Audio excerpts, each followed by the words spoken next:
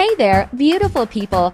Can y'all do me a solid and hit that like button and subscribe for more mind-blowing tales? What are you waiting for? Let's dive into this journey together. Follow me for more stories. Mwah mwah mwah! Ang matalinong bata.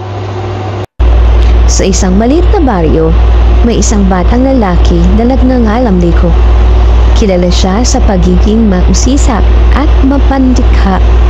Isang araw, nagkaroon ng suliranin ang kanilang paaralan.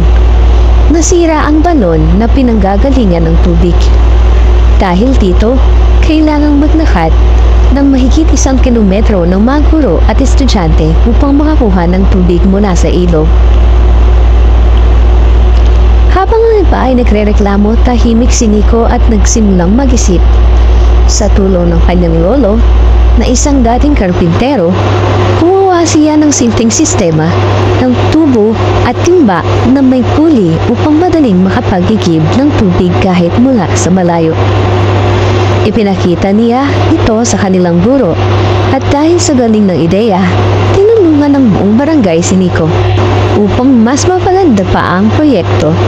Sa loob lamang ng 1 linggo, may pansamantalang daluyan na ng tubig mula sa ilog patungo sa paaralan. Dahil sa kanya, kakayahang mag-isip at lumikha ng solusyon, naging bayani si Nico sa kanilang lugar. Hindi dahil sa lakas, hindi dahil sa talino at madasakit,